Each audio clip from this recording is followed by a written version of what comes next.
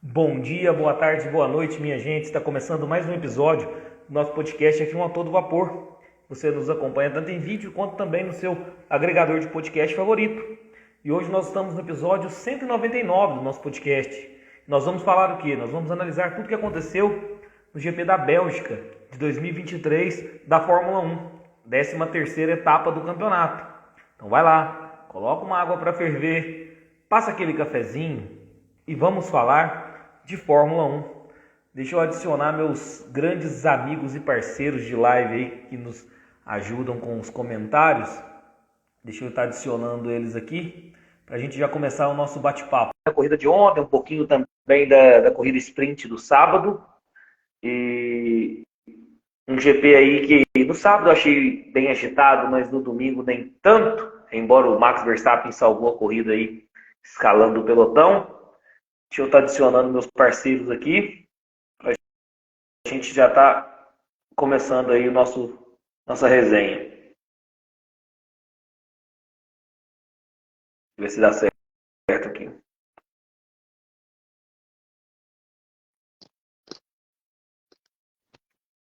Olha ali.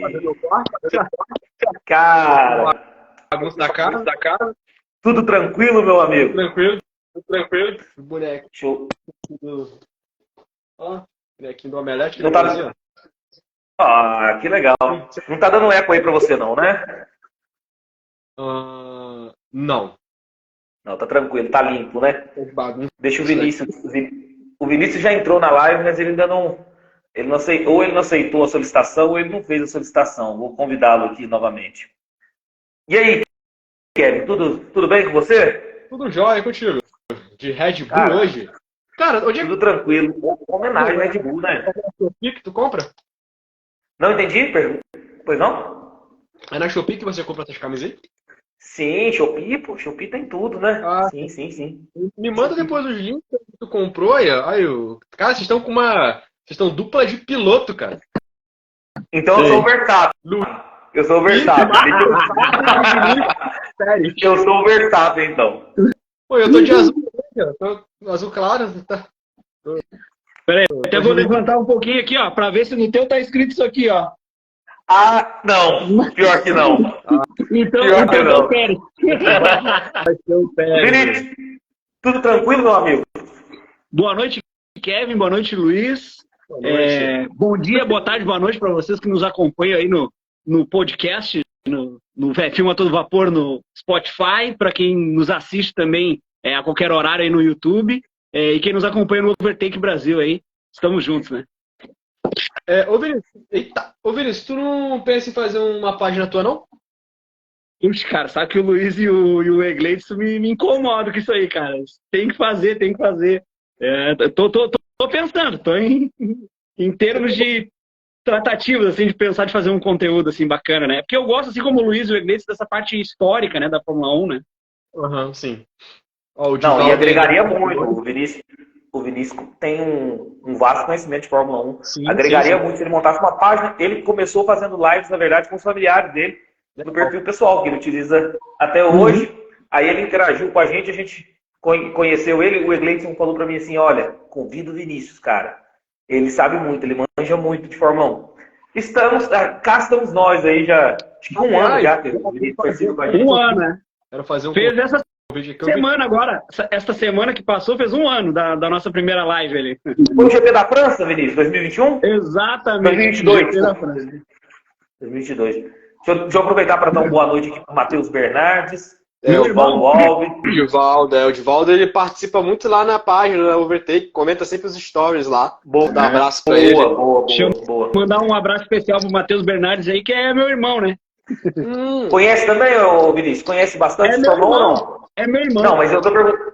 Eu sei que é seu irmão. Tô perguntando se ele conhece bastante também de Fórmula 1 igual você. Conhece, gosta e é fã de Lewis Hamilton.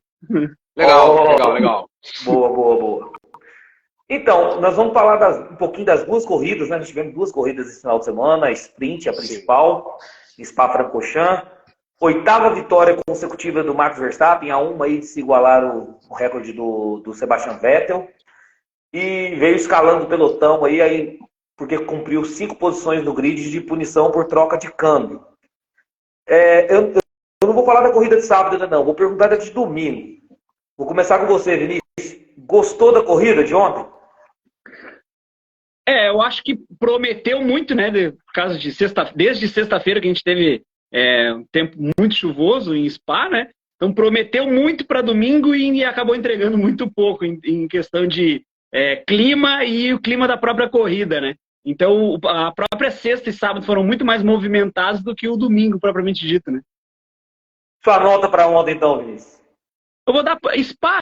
Sempre a gente sempre tem uma expectativa muito grande com o Spa, né? Então eu vou dar uma nota 7 para a corrida de ontem. Nossa, fui otimista. Eu não vou chegar nessa nota, não. Mas tudo bem. Engraçado que ele falou, pensei que fosse dar uma nota baixa. Eu também achei pela análise. Não, eu gosto muito pelo circuito. Eu gosto muito de Spa. Spa é uma das minhas favoritas, né? Gosto bastante. Então achei que, em virtude do que a gente viu sábado, que teríamos um domingo mais movimentado, né? O Vinícius está mantendo a coerência, porque o que acontece? Ele fala que o carro da Red Bull, do Pérez, já teria que ser terceiro ou quarto sem um piloto dentro. Então, por ser Spa, que é uma pista lendária, ele já dá essa nota 7 aí, independente se a corrida for boa ou ruim, porque o circuito já é um circuito que favorece uma boa corrida. Eu não estou tão otimista assim, não. Mas Vinícius, a corrida de sábado foi melhor que o domingo, não? Ah, sem dúvida, né? Movimentou muito mais sábado do que domingo. A gente viu uma sprint ali, embora o safety car tenha pegado 4 voltas, né? E acabou de 15, foram 11 voltas só, mas foram 11 voltas muito bem aproveitadas, né? Que a gente teve no sábado. Né? Com certeza. Eu, particularmente, gostei muito da sprint. Para mim, o sábado foi excepcional, o domingo nem tanto. Kevin, suas considerações aí, gostou da corrida de ontem? Gostei. Engraçado, eu vou no pensamento contrário de vocês. Eu, na verdade, eu gostei bastante da corrida e, pra mim, tirando o Grande Prêmio da Espanha, que eu continuo achando o melhor desse ano, fica em segundo lugar. Daria um 7,5. Achei a corrida muito boa. Vocês estão otimistas, o pessoal vai... Eu gostei muito da corrida. Assim, por quê? Vai me criticar. Apesar de não ter tido a chuva que a gente esperava que fosse vir, até durante o momento começou a chover, mas não foi o suficiente para o pessoal parar. Eu gostei do fato que a corrida foi movimentada um pouco mais para trás também, se você for ver. Teve um momento que as Williams estava acontecendo aquilo que eu tinha falado, Luiz, que eu comentei lá no teu vídeo no YouTube. Uhum. Eu falei assim, eu acho que as Williams elas vêm forte para esse final de semana porque o circuito é rápido, a Williams é boa de reta. E eles chegaram a ficar ali pontuando. O Albon estava parece que em 7º e o Sargent em 10º. Depois que o ritmo caiu, foi lá para o final e terminaram atrás. Mas teve um momento até que Tsunoda também estava pontuando. Então a corrida, para mim, ela foi muito boa. Assim, a parte que ficou devendo, obviamente, foi lá na frente, né? Porque o circuito muito favorável para a Red Bull. Você vê logo na largada o Pérez, que é um piloto questionado, passando o Leclerc igual passa um retardatário, e no final da primeira volta já era 2 segundos à frente. Ali você vê claramente que é carro. Porque assim, quando tu pega uma corrida como essa, você consegue ver o que é carro-piloto, o que é só piloto e o que é só carro. O Verstappen largar em 5º e terminar em primeiro, em 6º, terminar em primeiro, é carro e piloto. O Verstappen terminar na frente, 20 segundos à frente do seu companheiro de equipe, com o mesmo equipamento, ao passo que o seu companheiro de equipe terminou 6 segundos à frente do Leclerc, é piloto. E o Pérez conseguir passar o Leclerc na primeira volta e já abrir 2 segundos, aí é carro. Então são 3 contextos diferentes que exemplifica carro-piloto, piloto e carro. Mas a corrida, para mim, no geral, achei ótima. 7,5. Eu gostei, eu curti. Na verdade, o que eu mais curti foi esse seu último comentário aí. Acho que você foi preciso na questão de piloto, carro e carro-piloto, conjunto da obra. Todos os exemplos que você deu aí para mim foram precisos. Eu concordo com você em gênero, número e grau. Eu não tô tão otimista igual o Vinícius, igual você, Kevin. Eu vou pegar um 6 aí na corrida principal, apenas para passar de ano mesmo. Dar uma nota 6, porque tirando ali, vou até explicar a minha análise. Tirando a corrida de recuperação do Verstappen e alguns destaquezinhos individuais, até para eu montar a pauta de domingo aqui foi difícil. Confesso para vocês. De tamanha falta de assuntos, porque foi um GP muito monótono depois que o Verstappen assumiu a ponta ali. Nós tivemos poucas variações, eu até vou mencionar aqui durante a live, mas até para montar a pauta de domingo foi um pouco difícil. Por isso que eu vou dar uma nota 6 para passar. Mas a sprint eu gostei muito. A sprint de sábado eu saí com 7,5, 8, fácil. Então, a sprint ainda foi melhor que a corrida, isso eu concordo. Mas eu acho que a corrida também foi boa. A sprint eu dou 8,5, por aí. Foi muito boa. A sprint eu gostei muito. Ó, nós já vamos falar da Ferrari aí, nós estamos falando aí, o Kevin feliz. O Kevin tá feliz porque o Leclerc foi por pódio e a Ferrari... assim, a gente fica um pouquinho mais bem-humorado, né, Divaldo? A Ferrari não dando bem. Divaldo, nós vamos chegar lá nessa parte de analisar os pilotos da Ferrari e eu vou deixar essa parte justamente pro Kevin. Que sempre deixa.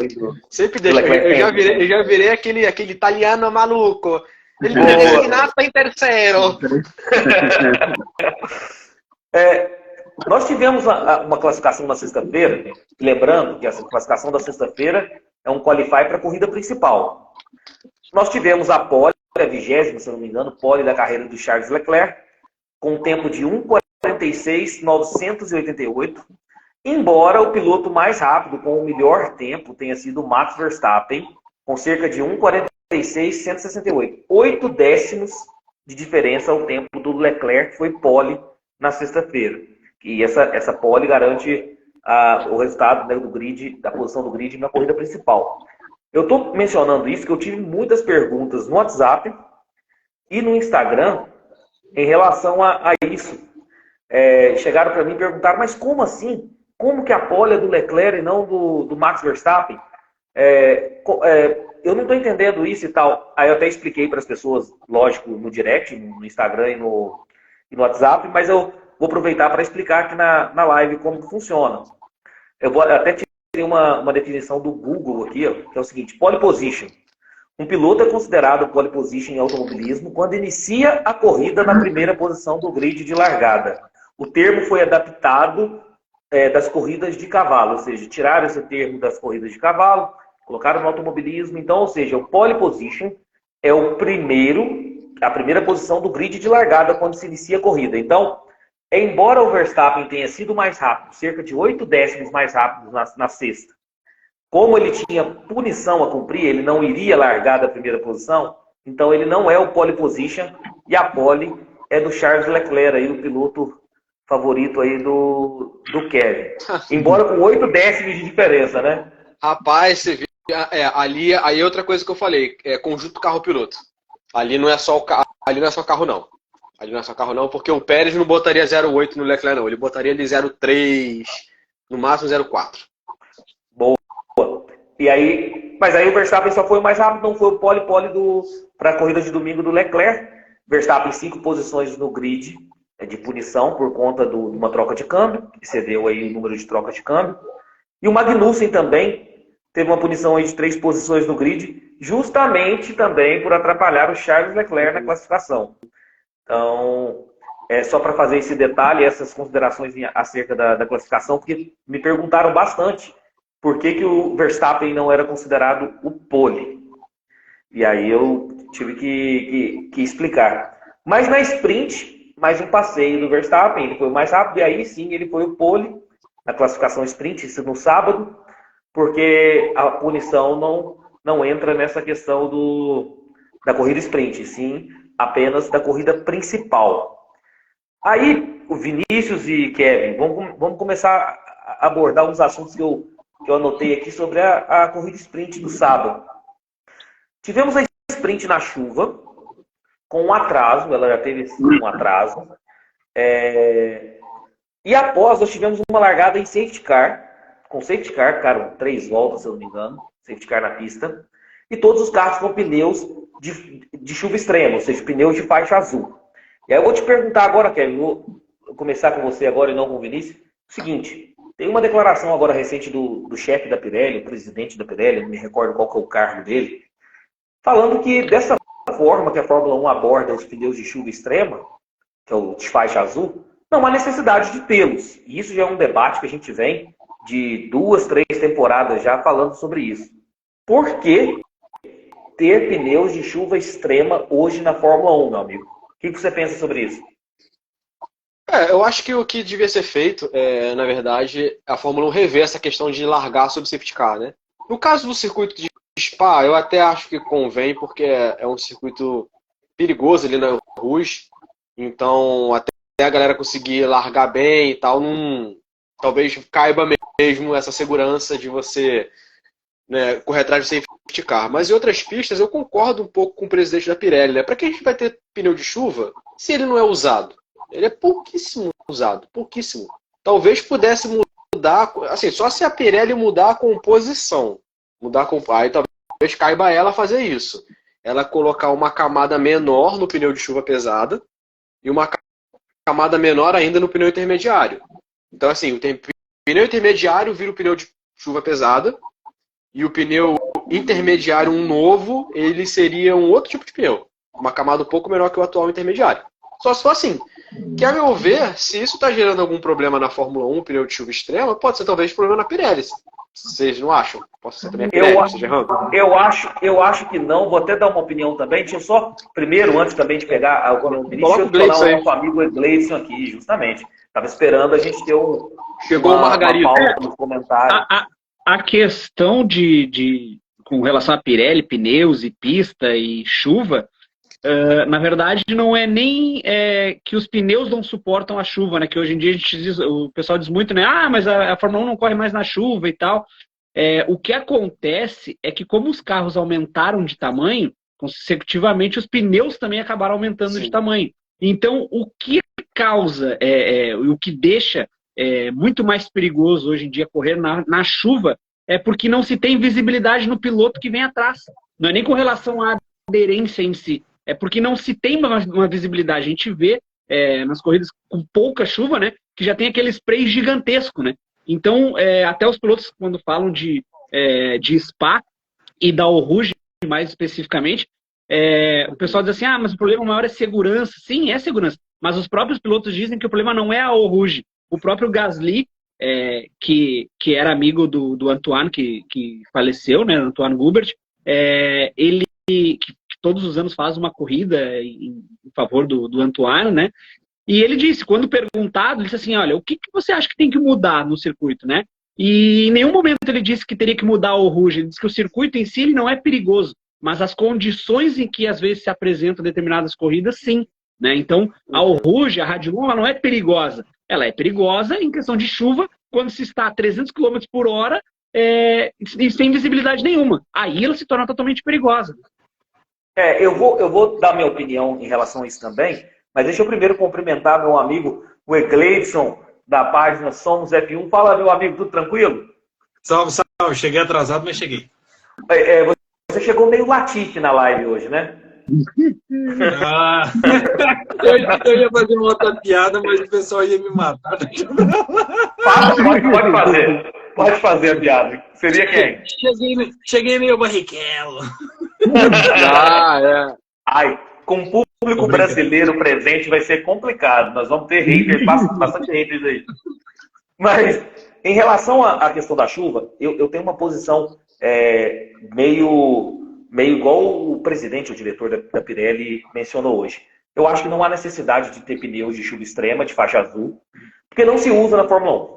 A Fórmula 1 atual hoje, isso já tem 2, 3 anos que a gente tem essa discussão aqui também no canal. A Fórmula 1 hoje, por questões de segurança, quando é chuva extrema, não coloca os seus carros. Ela dá um jeito de atrasar a corrida, ela dá um jeito de parar, ela dá um jeito de ter corrida mediante safety car ou bandeira vermelha. Ela não coloca os carros na pista. Isso seja em Spa, que é muito mais perigoso ainda, que tem mortes recentes de pilotos, ou qualquer outra. Ela faz de tudo para os pilotos não correrem na chuva extrema. Aí o que acontece? A maioria dos pilotos reclamam do pneu de chuva extrema porque ele,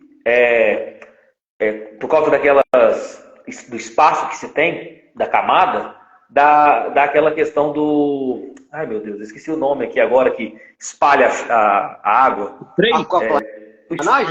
Não, o spray. O spray é muito grande, por causa da abertura dos pneus, o spray é muito grande e atrapalha muito a visibilidade do que vem atrás. Concordo plenamente. Mas pega, por exemplo... Ele dispersa água demais e gera muito spray.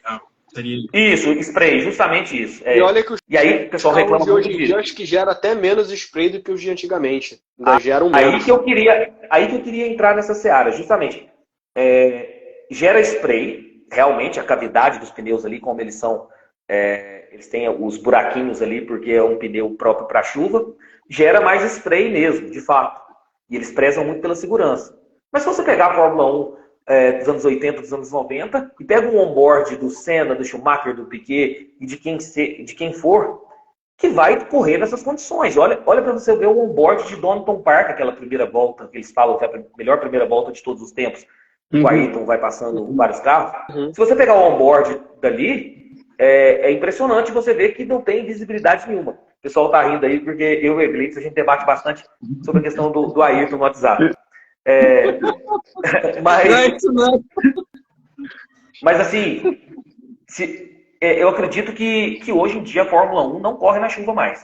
Não há aqueles pneus de chuva extrema estão lá apenas para compor a gama da Pirelli para enfeite. E eu quero que vocês, um dos três aí, me falem se vocês recordam qual foi a última vez que teve uma corrida com pneus de chuva extremo. GP da Alemanha de 2019, acho que foi a última vez que usaram. 4 anos isso. Que o Verstappen venceu. E que foi aquela, foi segundo colocado. Foi aquela barbeiragem a Mercedes no box.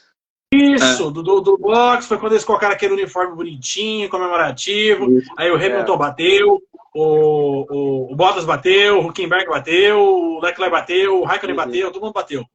Tava um monte de gente deslizando ali naquela curva, a última curva, porque era usada, tinha um óleo que foi usado antes para arrancada, corrida de arrancada.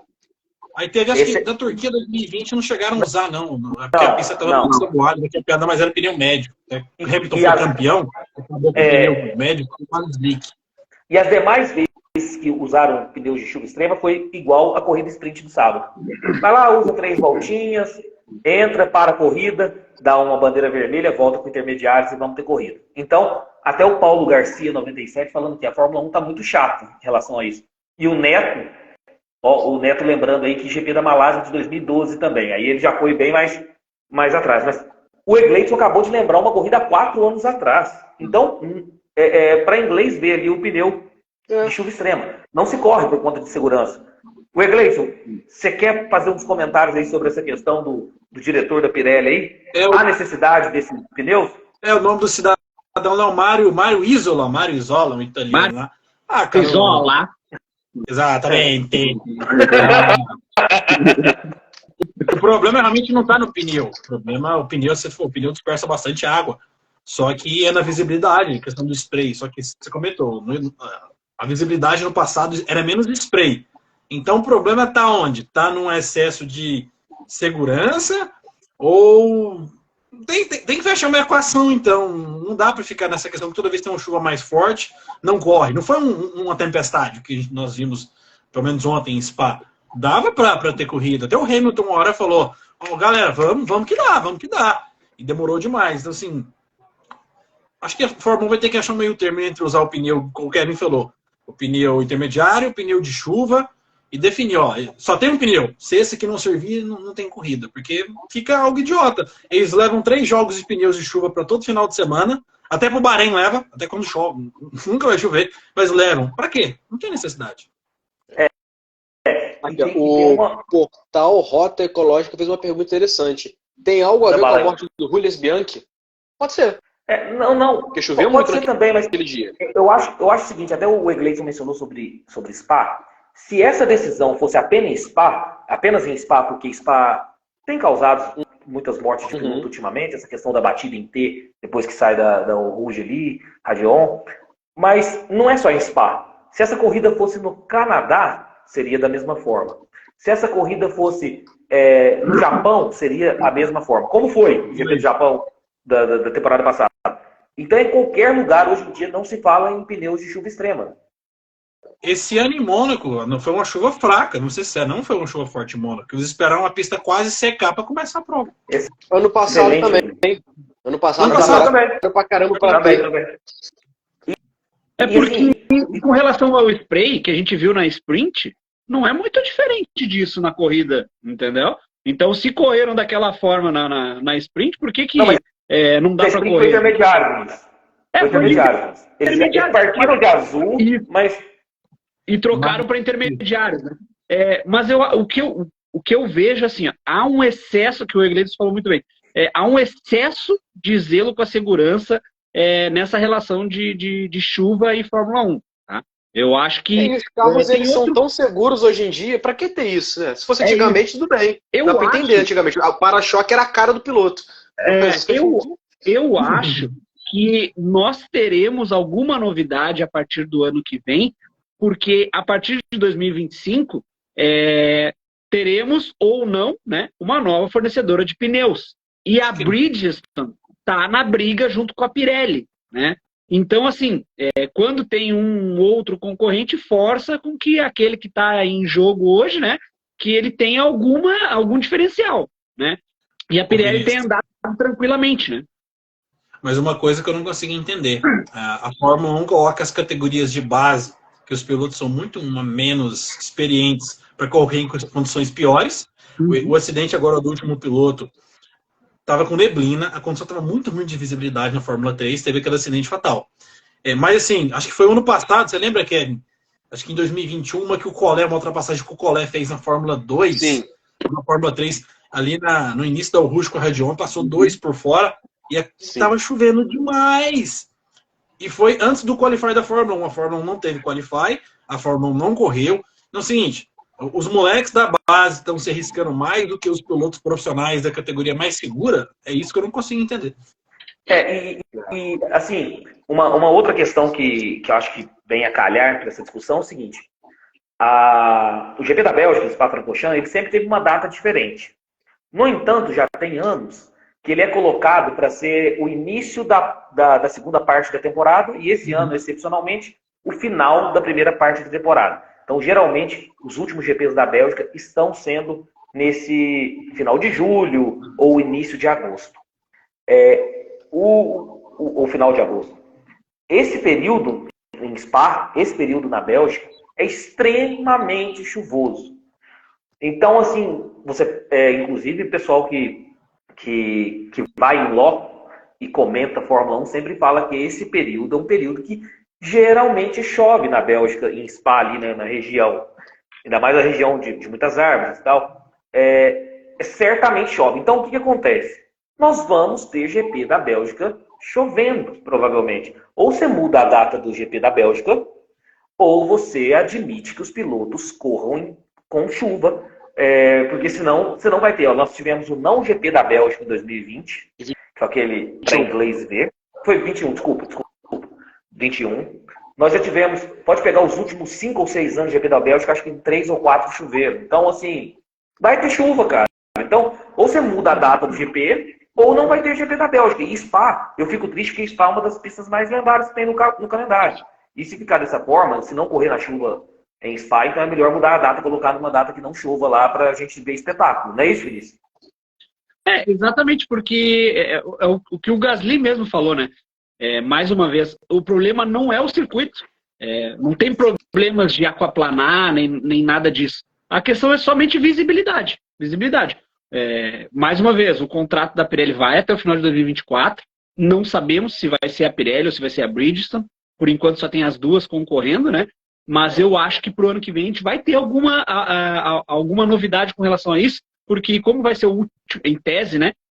Seria o último ano da Pirelli, caso não renove, eles vão ter que dar um salto. Porque essa questão de Fórmula 1 e chuva tá muito ruim. A Fórmula 1 não corre mais na chuva, sob hipótese nenhuma, né? Já que você abordou isso aí, Vinícius, você é a favor de uma disputa de fornecedora de pneus, como antigamente? Sem dúvida. Antigamente nós tínhamos duas. Eu gosto disso porque vai da escolha de cada equipe, vai da estratégia de cada equipe, né? Acho que tem que ter à disposição para as equipes os dois fornecedores, né? Não aquela coisa como tinha antigamente, escolhe um ou outro, né? Não, tem os dois fornecedores, né? Mas sempre que há uma disputa, eu acho que prevalece a tecnologia, porque força um concorrente ou outro a fazer algo diferente. Só uma coisa, o nosso amigo é do F1 Rádios leu a minha mente.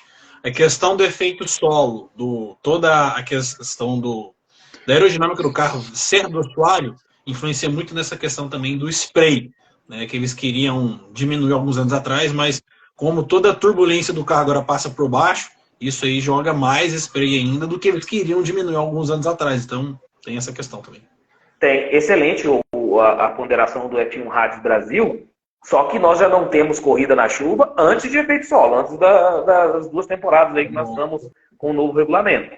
Antes disso, já não se tinha corrida na chuva extrema, era difícil de se ver. Tanto é que o Egleison lembrou uma de 4 anos atrás.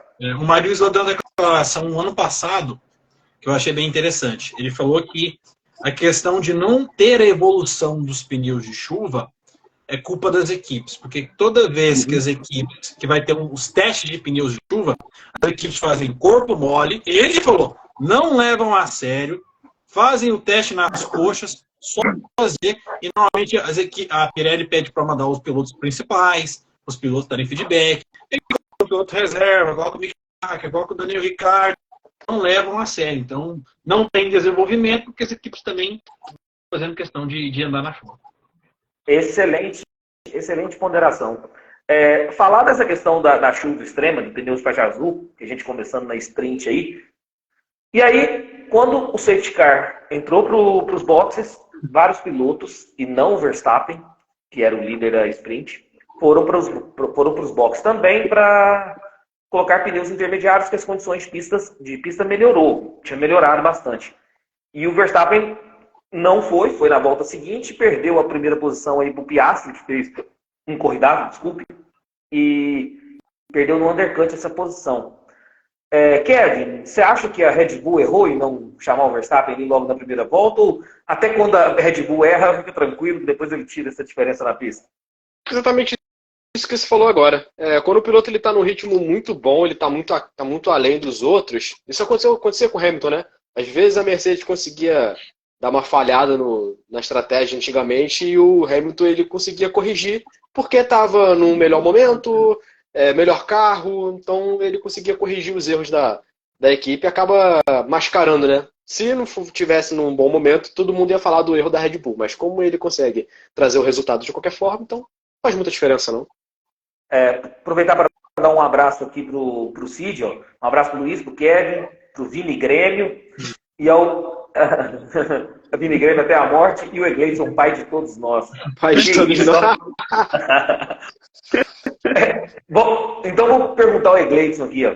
E na sequência da corrida, Egleison, o Alonso rodou, ficou preso na caixa de brita ali e abandonou a corrida sprint. Todo mundo que viu aquela cena botou a mão na cabeça e falou assim, Stroll, não! Eu tenho certeza. Sim, eu pensei que Stroll, quanto tempo? Aí eu olhei e disse assim, Alonso? Mas foi o Alonso. Alonso não costuma errar. Por isso que eu te pergunto. É porque ele está tentando tirar mais do que o carro pode oferecer? Costumou com aquele carro ali, segunda força do início da temporada? Eu acho que não, acho que o Alonso errou mesmo. Acho que o Alonso, a gente comentou, o Alonso ele errar pouco e ele estava numa posição ruim na sprint race, ele largou no fim, né? Porque eles tiveram um problema na classificação ali, não foram bem. Acho que ele largou em 17º, 18º, se eu não me engano, nem avançou o Q3. Acho que foi um erro. Errou, porque na corrida ele foi muito. Correu dentro dos limites do carro da Aston Martin, então acho que foi um erro que qualquer piloto comete.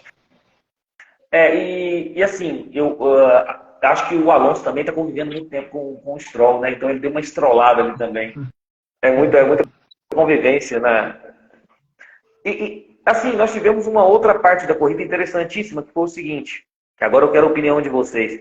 O Hamilton foi punido em 5 segundos por um toque que ele deu no Carlos Sainz ao tentar ultrapassar. E aí, o Egleison, calma, meu amigo, eu quero paz hoje, paz. E aí ele justificou a colisão com uma frase do Ayrton Senna, que é o seguinte: se você não for atrás de uma brecha, tendo uma brecha, se você não for atrás dela, você já não é mais um piloto de corrida. Você não estará mais correndo. Vou começar com o Vinícius. Vinícius, você acha que o Hamilton merecia a punição?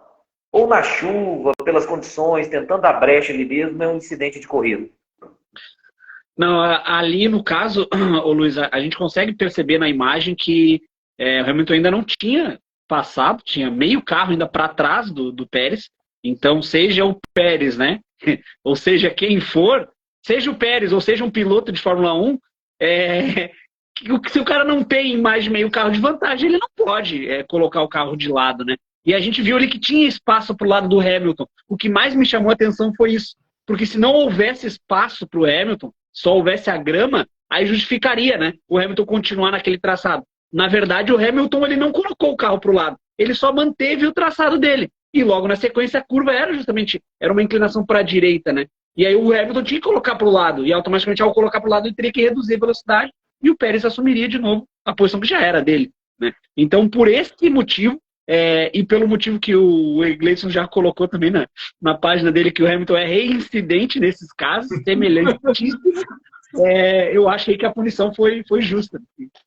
Excelente. E só para completar, o F1 Rádios Brasil disse essa frase que o Hamilton justificou, citando o Senna na entrevista.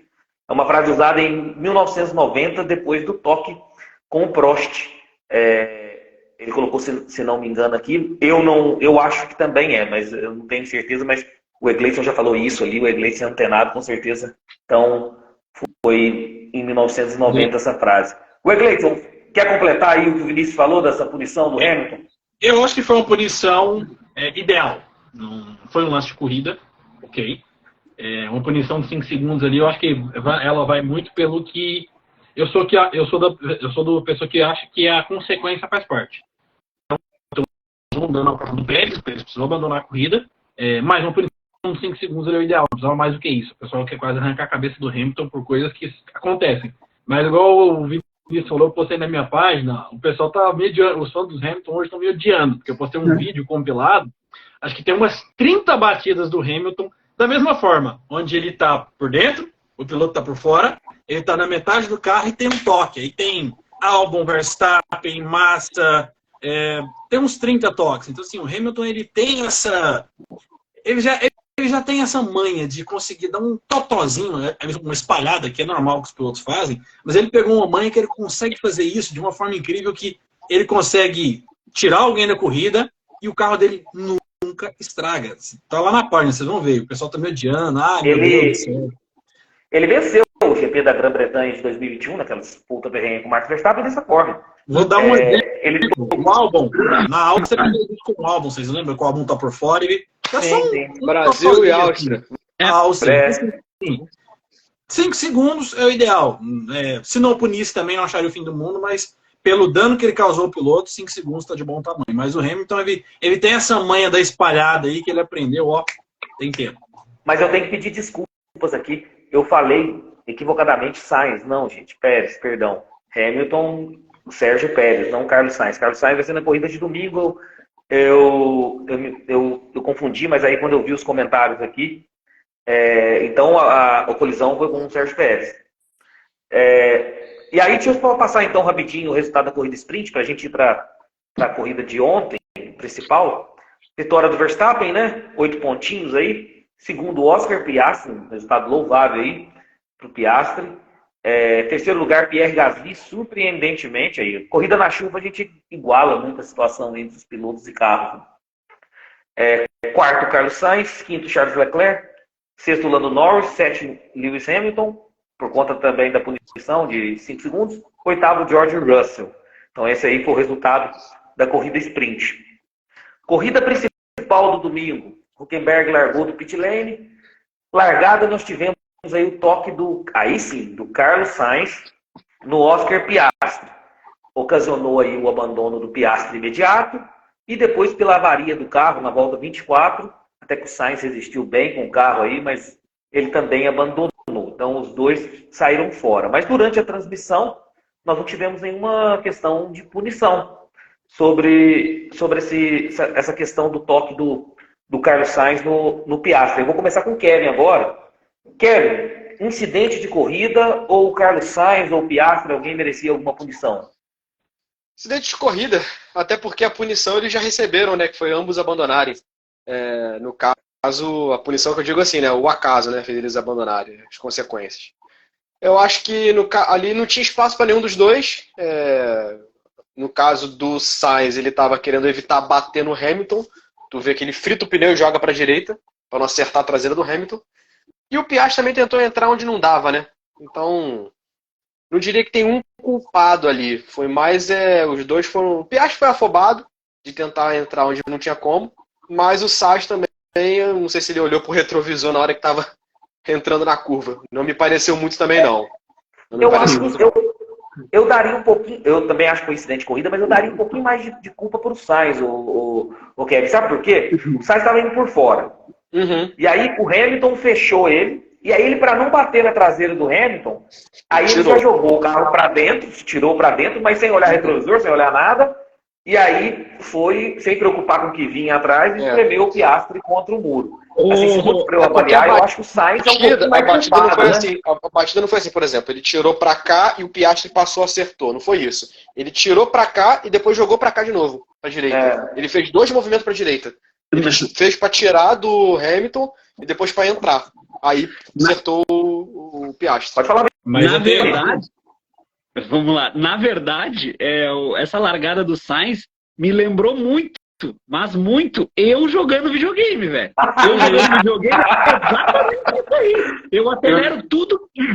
Perdão, eu acelero tudo que dá, chega na curva, a gente divide, reza 2 Ave Maria, um Pai Nosso e vamos ver o que dá. Entendeu? Exato. E o Sainz foi mais ou menos isso. O Sainz estava jogando multiplayer. Então, é isso.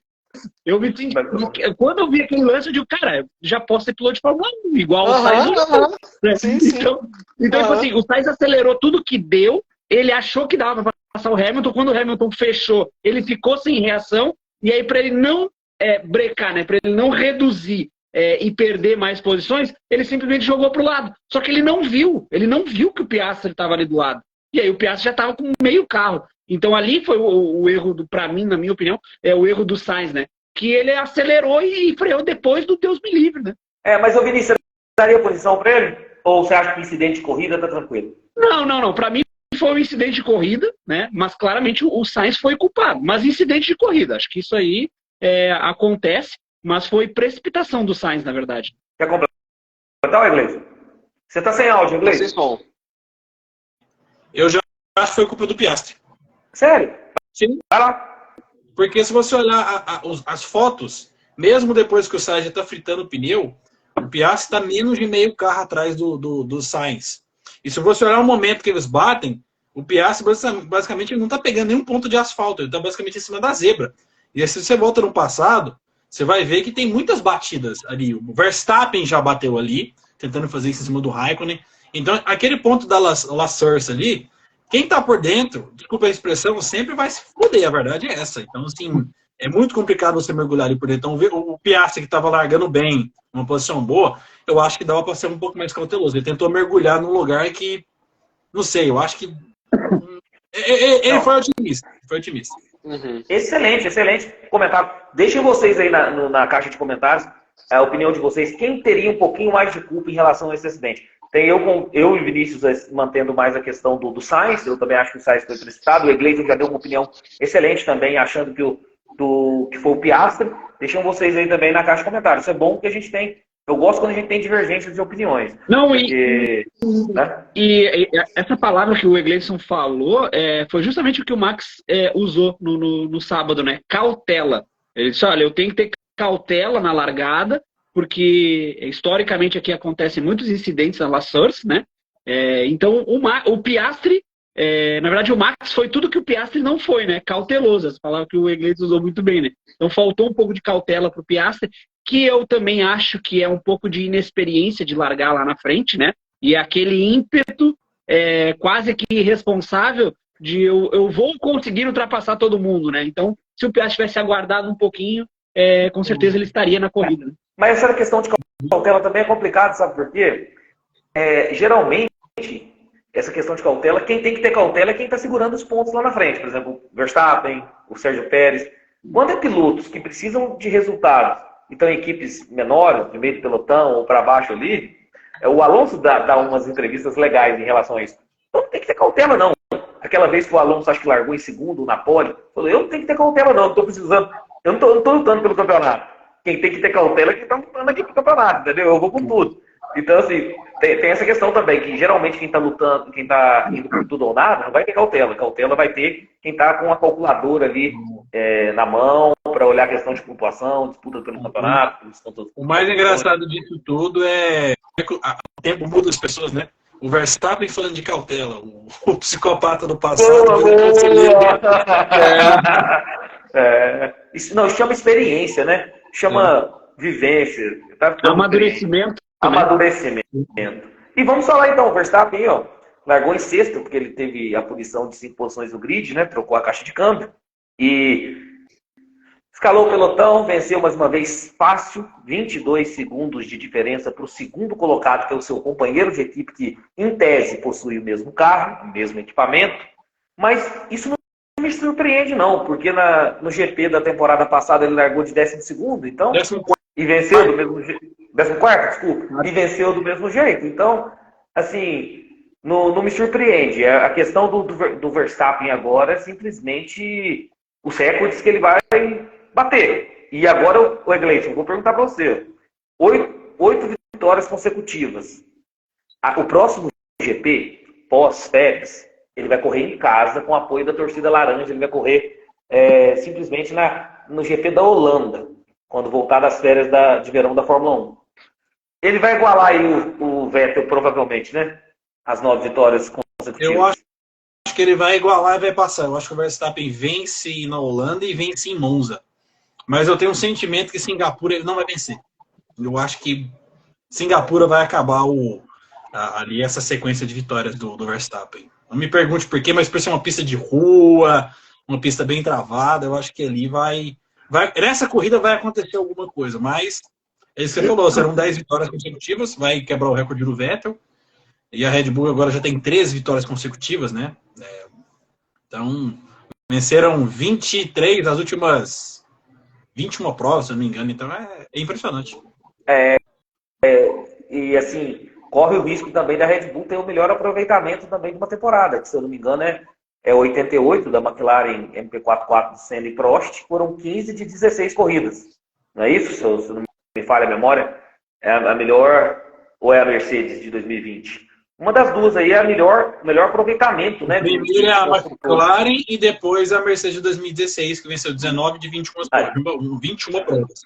Então, mas até um detalhe, a Mercedes em 2016 só não venceu 15 corridas consecutivas porque o Hamilton e o Rosberg bateram na Espanha, né? E o Verstappen venceu, seriam 15 vitórias consecutivas. Boa.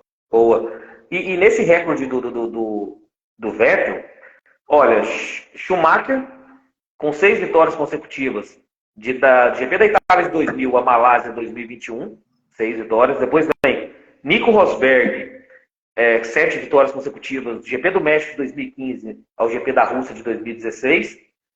Michael Schumacher de novo, 7 vitórias consecutivas do GP da Europa de 2004 ao GP da Hungria de 2004. Alberto Ascari, GP da Bélgica de 52, GP da Argentina de 53, 7 vitórias também consecutivas. Agora nós já temos em segundo o Verstappen, GP de Miami de 2023 ao GP da Bélgica de 2023, por enquanto, a contar, a conferir. E Sebastian Vettel, que é o GP da Bélgica de 2013 ao GP Brasil de 2013, 9 vitórias consecutivas. Kevin, eu quero que você também fale um pouquinho, que você já falou no início da live, 22 segundos de diferença em relação ao companheiro de equipe que em tese tem o mesmo equipamento, que foi o segundo colocado, Sérgio Pérez. Isso mostra superioridade. O meninão aí, que gracinha. Participando da live. Isso mostra a superioridade da Red Bull e também da pilotagem do Max Verstappen, Kevin? Com certeza. No começo da live eu falei sobre isso. Essa corrida exemplificou bem, até para o pessoal que está chegando, perguntando aí.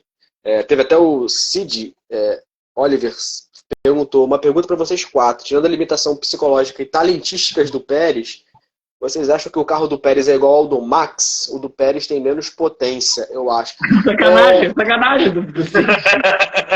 Então, tem menos potência no piloto, você quer dizer, né? Mas assim, deixa eu só responder a pergunta dele.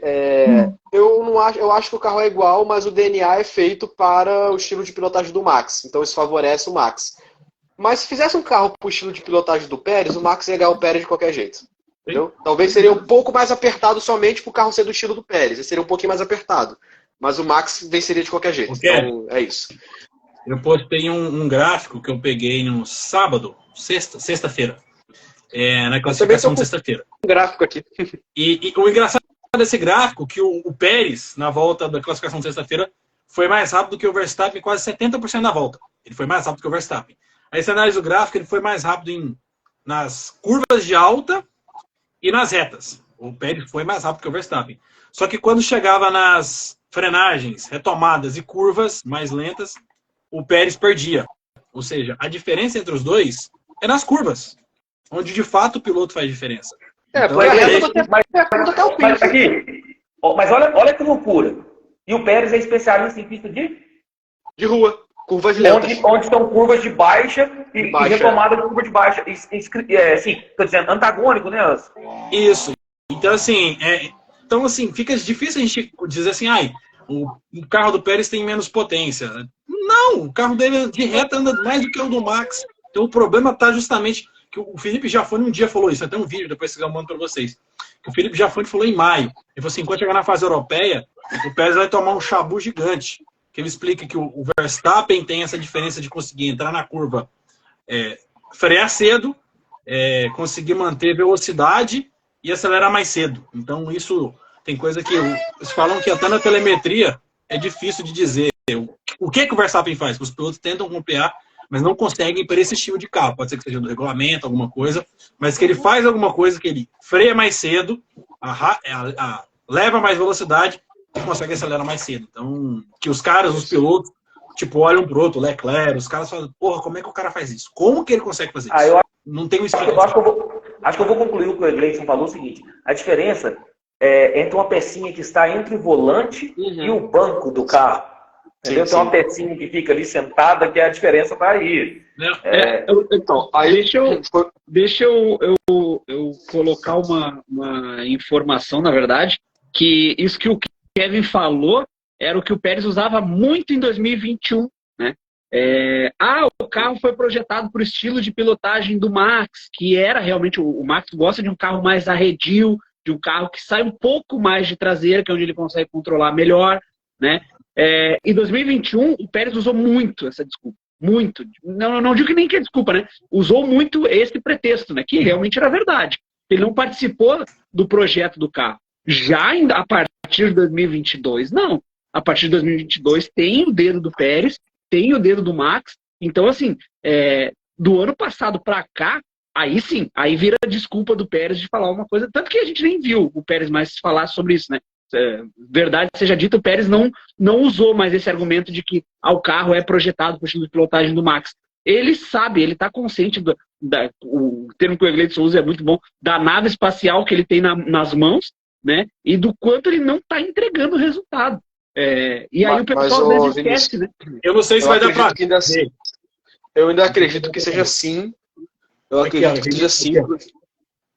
Você está vendo aqui que os pontos vermelhos são onde o Pérez é mais rápido. E os pontos brancos é onde o Max é mais rápido. Percebe? Sim. Exatamente. É nas curvas mais lentas. Que é onde o piloto faz a diferença. Aí a gente vê o piloto. Aí a gente vê o piloto, né? Então, assim, a questão do Pérez é porque realmente falta recurso técnico do Pérez, entendeu? Então não adianta.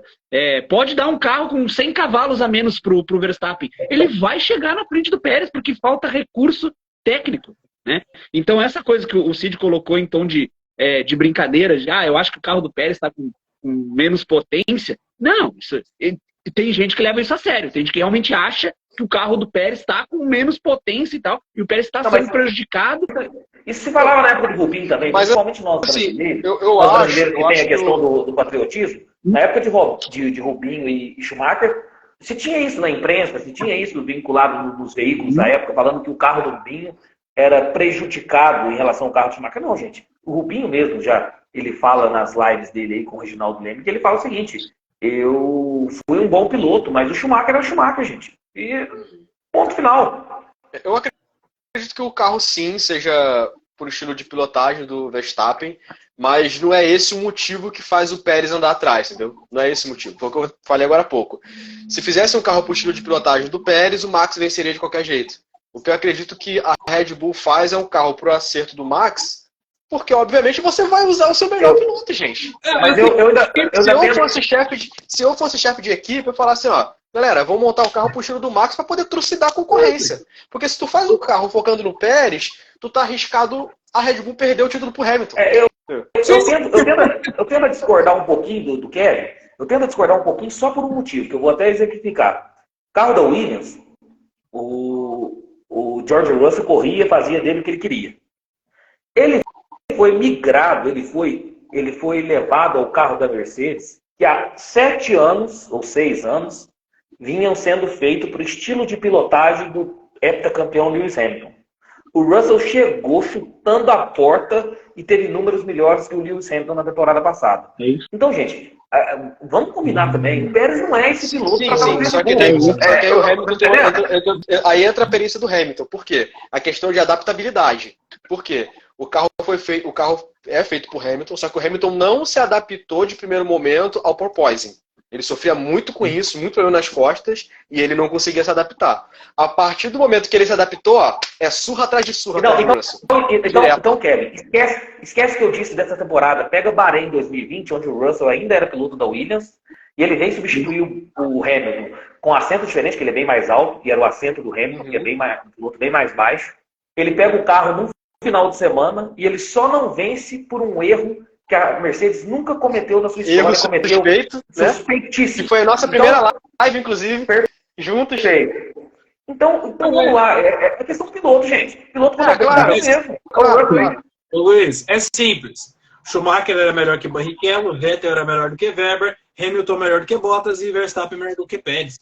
Não, mas a questão aí é que eu acho que o Pérez ele é muito ruim. Sendo bem sincero, ele não é piloto muito ruim, não. Ele só não é Ele não é piloto para estar na Red Bull, na Mercedes, na Ferrari e na Aston Martin. As outras equipes, se vocês quiserem colocar ele, pode colocar, mas ele não é piloto de equipe grande. Como eu sempre digo. Eu vou dizer mais uma vez, que eu sempre digo, o Pérez, ele é piloto de Force India. Pérez de Force India foi um casamento perfeito. Entendeu? Onde ele deu esse salto, que ele foi para a Red Bull, é justamente, que é um fato que me deixa triste hoje em dia. Aconteceu lá no passado também, porque ele era da Sauber em 2012, fez bons resultados, foi para a McLaren em 2013 e não rendeu nada. É isso. E aí o que acontece? A gente está vendo agora a força do dinheiro, né? A gente já sabia disso, mas a gente está vendo agora no papel escrito a força que o dinheiro tem. Por quê? Porque a gente sempre questionou aqui, né? Por que não tem uma troca? Por que o Helmut Marko, eu já me escabelei várias vezes, por que o Helmut Marko não chuta a bunda do Pérez como ele fez com o Gasly, com o Albon, né? Por que ele não fez isso até hoje? Vocês acham que ele não tinha vontade? Vontade ele tinha. Só que a força do dinheiro do Pérez fez o quê? Com que ele botasse na cláusula aqui, ó. Aqui, seu velho louco, ó. Eu vou botar uma cláusula que você não pode me rebaixar para AlphaTauri. Se me quer aqui, eu vou ficar até o final. Ou você vai me pagar. Vai me pagar dos dois jeitos. Financeiramente, vai me pagar na vida, seu velho louco. Tá na gente. Não, o Vinícius está coberto de razão. Inclusive está na pauta aqui, que é justamente isso. Na última live nossa, que a gente estava debatendo esse futuro de Sérgio Pérez e Daniel Ricciardo, que nós tivemos até opiniões divergentes aqui, o Helmut Marko ele escutou o nosso podcast. Ele me mandou um direct, falou, escutei o podcast aí, Luiz, então eu vou dar uma declaração para não ter mais dúvidas em relação ao Pérez. E aí o Helmut Marko justamente deu um parecer revelando que o contrato do Pérez tem cláusula que proíbe de ser rebaixado para a AlphaTauri. Sabe por que isso? Eu falei isso o Pérez... semana passada. Boa. Primeiro que o Pérez e os seus patrocinadores, eles sabem o que aconteceu no passado com o Pierre Gasly e com o Alexander Albon. Eles sabem.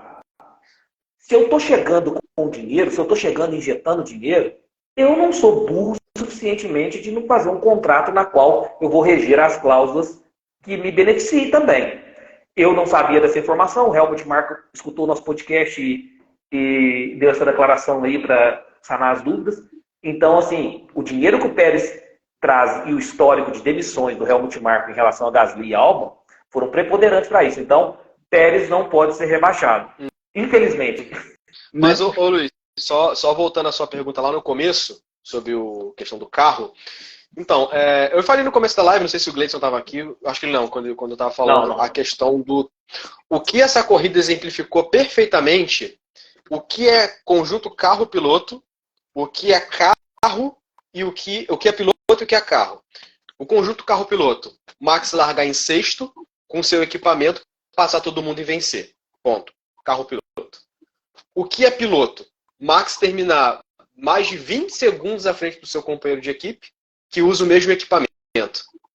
E o que é carro? O Pérez, a gente sabendo que ele é um piloto que deve muito, em talento assim, conseguir, na primeira volta, abrir 2 segundos em relação ao Leclerc. Sabendo que ele é um piloto que ele não é rápido nessas pistas, como o Spa. E Leclerc foi onde ele venceu a primeira corrida, em Spa. Onde ele venceu a sua primeira corrida. E a Ferrari até estava bem nesse final de semana, a gente vai falar dela daqui a pouco. Então isso mostra o que é... Em nenhum momento o Pérez conseguiu, de fato, abrir uma grande distância para o Leclerc. Exatamente. Exatamente. No começo, só aquela questão que eu falei, no começo da corrida você vê, passou pelo Rouge na reta do primeiro setor, no final do primeiro setor, ele passa o Leclerc igual passa um retardatário. Mas passou muito fácil e foi embora e abriu. Eu fiquei olhando assim, não, peraí, o que é isso? Final da primeira volta tava lá 1.9, cara, que isso? O carro da Red Bull tá muito fora da curva. Porque o Pérez não faz isso com carro comum. Se bobear, não passava nem o Leclerc.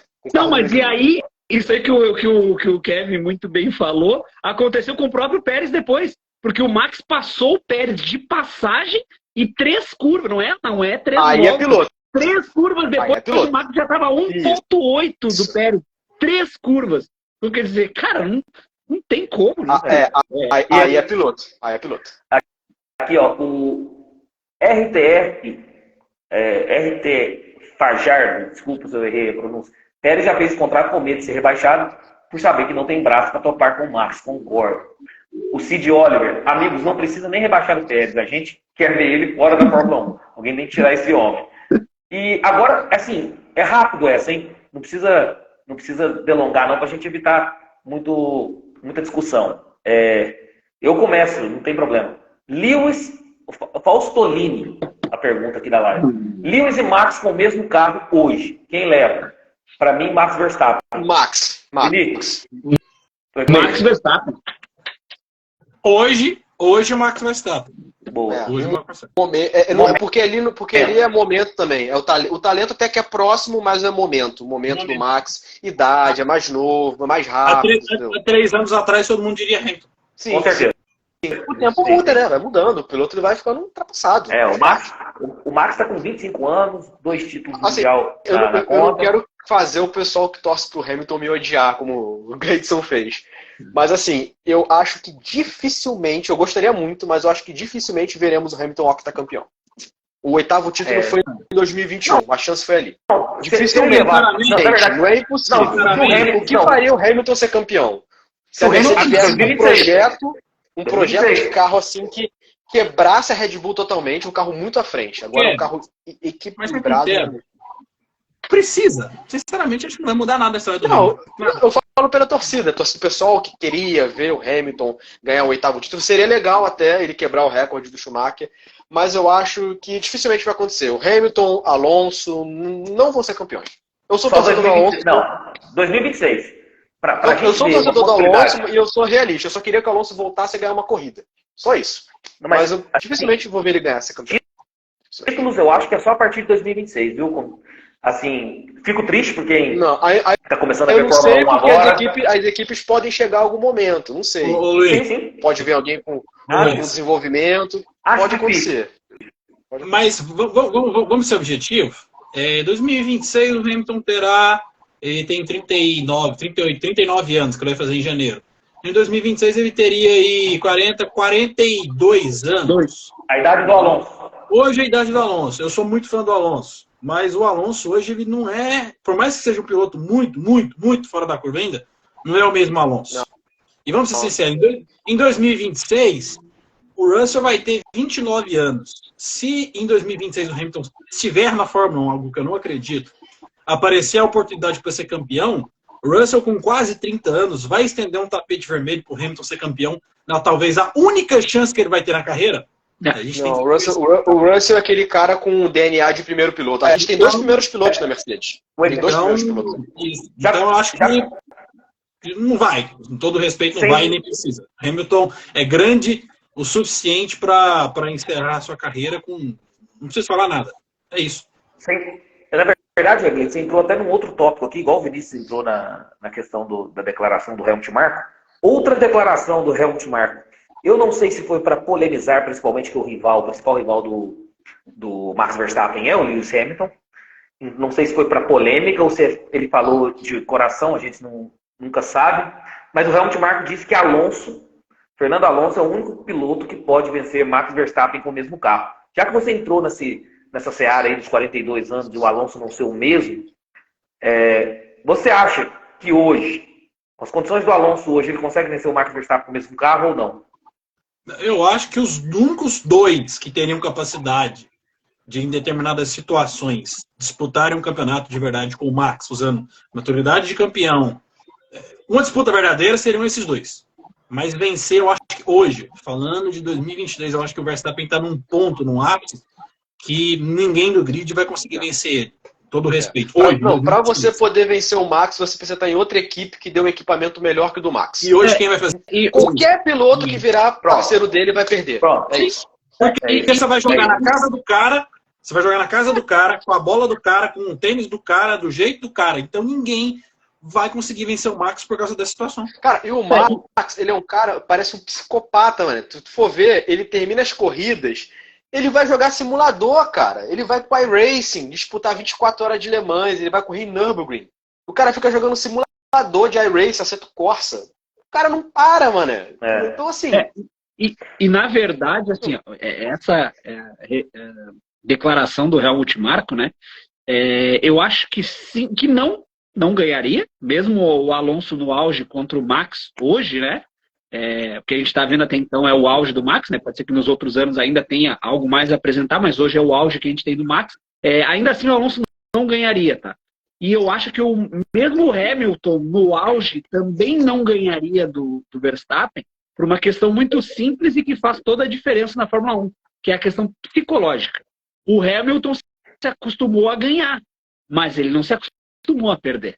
Então é isso que faz com que... E foi isso que mexeu muito com o Hamilton em 2021. E até hoje, o Hamilton faz uma coisa que eu não gosto. Tá? O Egleidson fala muito bem que todos os pilotos choram, né? Só não chora quem está em primeiro. Mas eu não vejo, e eu quero que vocês me ajudem nesse sentido, eu não vejo outro piloto, a cada curva quando tem algum piloto em potencial na sua frente, né? Então, no caso do Hamilton, vide um Alonso, vide um Max, vide um Leclerc. Eu não vejo os outros pilotos falando assim, ó, Leclerc passou na curva 9. Leclerc passou na curva 7. Também. Leclerc está passando na curva 11. Teve uma hora, no penúltimo GP, acho que foi da Hungria, que o engenheiro disse pro Hamilton assim, ó, a gente está vendo, corre, vai correr.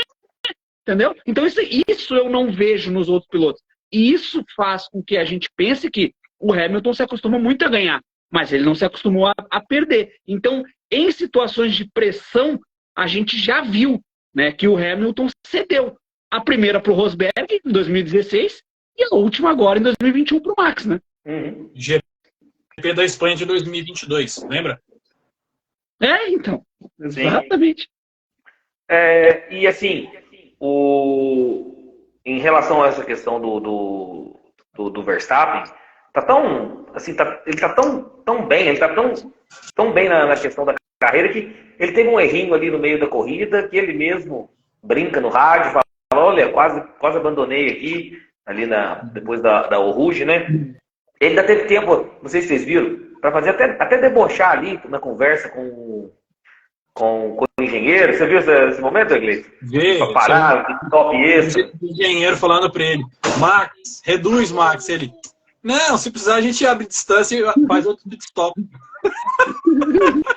Então, assim, tá num patamar assim, de segurança e de pilotagem absurdo. Então, para concluir, assim, que eu acho que o Kevin falou muito bem, é o seguinte: hoje, nas mesmas condições, por mais eu acho que Lewis Hamilton e Fernando Alonso são os únicos dois que conseguiriam ganhar corridas do Max Verstappen, mas ganhar campeonatos, eu acho que hoje não, peraí, Luiz, eu tô falando assim, ganhar corridas eu acho que outros conseguem. Acho que Norris consegue ganhar eu acabei de falar. Eu acho que Norris consegue, Leclerc consegue ganhar corrida. O Pérez ganha, né? Ganha 2 aí, então Sim. os outros também ganham, até mais. Eu acredito que se Norris, Leclerc e Russell tivessem com o mesmo equipamento que o Max, perderiam o título com, sei lá, com umas 3 corridas de antecedência. Se fosse Hamilton e Alonso, levaria para o final, mas também não seriam campeões. É isso. Mas é isso. É isso que eu comentei. Foi isso. Eu não mudei o que você disse, não. Justamente. Ganhariam corridas, mas não tinham condições de ganhar campeonato. Até o próprio Lewis e Alonso. O Verstappen está no momento da carreira impressionante. Mais um troféu quebrado também, né? Dessa vez, eu acho que o troféu de construtores ali naquela foto de comemoração da equipe. Você viu isso aí, Vinícius? Que é mais um troféu quebrado aí na sequência. É impressionante a reação dele. O troféu quebrou de novo. De novo. Ô Luiz, o Robert comentou uma coisa engraçada aqui. Falou que pro Max a Fórmula 1 é um simulador. Tem sido. E uma outra questão também que o Divaldo Alves sempre comenta aqui nas nossas lives, ele mandou uma polêmica, falou que mandou para vocês também, sobre o Alonso na Red Bull. Acho que é rumor, viagem total, né? Não tem fundamento. Silly season. É só isso. Só para poder vender jornal, tabloide. E o Alonso que comemorou o aniversário de 42 anos nesse final de semana. Será que vai mais uns 2 anos de Fórmula 1 aí, ô Vinícius? Ah, sim, eu acho que na verdade é o seguinte, o que acontece, né? A gente está vendo um Alonso muito paz e amor, né? Ele até deu uma declaração esse final de semana que foram pontos muito importantes para a equipe, né? Coisas que a gente nunca viu o Alonso falar, né? Então, eu acho que vai depender muito desse segundo semestre agora, a relação dele com a Aston Martin e do desenvolvimento do carro. Eu acho que o Alonso, ele tá se segurando, sabe? Tipo assim, eu vou me segurar. Claro, tem um companheiro de equipe que não entrega nada. Por isso que ele tá de boa assim. Tipo assim, ó, você tá me prometendo um carro bom, eu tô me segurando, sabe aquele rangendo dele? Eu vou me segurar. A hora que eu explodir vai ser de uma vez só. Então, tipo, eu acho que o Alonso tá esperando pra ele, tá acreditando na promessa dos engenheiros da Aston Martin. A hora que o Alonso explodir, meu amigo, a gente vai ver o velho Alonso aí em ação, soltando farpas pra tudo que é lado, né? Eu já não acho que ele vai explodir porque ele é um cara mais maduro. Eu só acho que, assim, se chegar ano que vem a Aston Martin não entregar um carro pra ele, ele anuncia a aposentadoria. Boa. Ô Kevin, agora pra você, já que nós vamos falar um pouquinho de Ferrari, depois eu vou falar dos pilotos também, você vai analisar aí a questão da Ferrari. Ferrari confirma a saída de... Desculpe a pronúncia, pode ser que eu erre aqui. Ferrari confirma a saída de Laurent Max, acredito que seja isso, como diretor esportivo, porque ele será chefe de equipe da AlphaTauri em 2024. 2 perguntas, Kevin. Quem que você acha que deve substituir ele? E se a AlphaTauri fez uma boa contratação aí para 2024? Você como um ferrarista, como um tifose. Para uma equipe que está mais atrás do grid, criando reformulação, é sempre bom, né? Às vezes ele pode levar uma boa filosofia de trabalho para a AlphaTauri. E é aquela coisa que eu sempre falo, né? Que a Ferrari limita os seus funcionários. Pode ser que ele, com o trabalho dele, ele consiga ajudar a equipe que está se reformulando. Mas para o lugar de diretor esportivo, caramba, cara, agora eu não consigo pensar em nenhum nome para poder substituir. Provavelmente a Ferrari vai colocar um italiano, né? Mas eu não consigo pensar em nenhum nome de diretor esportivo. Mas eu acho que eu li é uma planta da casa, mas eles estão entendendo mesmo. Mas assim, é igual aquela questão do Tiririca, né? Pior que tá, não fica. Tá, não fica. Então, fica tranquilo, tudo isso. Mas só uma coisa, o Lohan aí, Lohan Max, ele vai ser chefe de equipe, então basicamente ele tá indo para uma função mais importante do que ele tem na Ferrari. Tipo que o Jamie... Intertente bebê, eu sei o que é isso. É tipo que o James Wolves fez na Mercedes. É isso. Ele foi para Williams para ser chefe de equipe. Também o André Stella, era engenheiro e virou chefe de equipe na McLaren, né? Chefe de equipe na McLaren. Então. E Kevin, Diga. agora, já que a gente falou sobre essa questão dessa mudança aí da Ferrari, como que você avaliou aí o final de semana da escuderia no GP da Bélgica? O senhor Charles Leclerc e o senhor Carlos Sainz. Só antes de falar, eu já dei uma pesquisada aqui e vi que a Ferrari confirmou a saída dele, né? E anunciou um novo diretor esportivo já. Opa! Deixa eu ver o nome aqui. O pessoal da live aqui. é tempo real, pessoal. Em tempo real eles já trazem informação. Gráficos, o Egleison vem com os gráficos. O diretor esportivo é Diego Loverno. Ele tem 23 anos de Ferrari. Já ouviram falar dele? Não. Nunca ouvi falar. Diego A Loverno. Ferrari é uma equipe muito... A gente já tinha falado, acho que isso na última live, né? O problema de uma reformulação numa equipe que é muito tradicional, como a Ferrari, que tem uma sistemática de trabalho muito tradicional, é muito difícil. Essa famosa virada de chave que a gente fala, né? Numa equipe que trabalha com métodos tradicionais, é muito difícil. Então, essa saída do Laurent Mekies, Laurent Mekies porque é francês o nome dele. Ele é francês. Que isso, hein? Então, por isso que eu pedi desculpa na pronúncia antes. Não, mas eu tava esperando para falar justamente isso. Porque como é francês, né? É Laurent, né? E Mekies. É Mekies, né? Mas se escreve Mekies, mas se lê Mekies. Então, a saída do Laurent Mekies é justamente isso, né? Tentando mudar sem mudar muito, né? Porque agora o Kevin trouxe a informação que esse novo diretor tem 23 anos de Ferrari. E antes eu falei, era italiano, exatamente, italiano. Então, tipo assim, muda sem mudar, sabe? Pior que tá, não fica. E aí, Kevin, o pessoal da Ferrari aí, Charles Leclerc e Carlos Sainz, gostou do final de semana da Ferrari? No final de semana da Ferrari, achei que foi a segunda força nesse final de semana, porque eles conseguiram trabalhar direito, conseguiram trabalhar com uma certa qualidade. A pena que o Sainz, ele teve aquele vacilo, né? Senão ele provavelmente ficaria na 5ª posição na corrida, talvez. 5º, 6º. Eu acho que ele ficaria em 5º do Alonso. A Ferrari tinha mais ritmo. Ele ficaria em 5º mais ou menos ali. A Ferrari estava com ritmo bom. Até aqui no Fórmula Data, o Leclerc, ele tá... Deixa eu ver aqui o tempo que o Leclerc ficou atrás. Aqui. 0,79 atrás do Hamilton. Do Verstappen, por volta. Né? Média. Enquanto o Verstappen... média. Enquanto o Verstappen estava colocando 0,52 no Pérez. Então, só por aí vocês veem.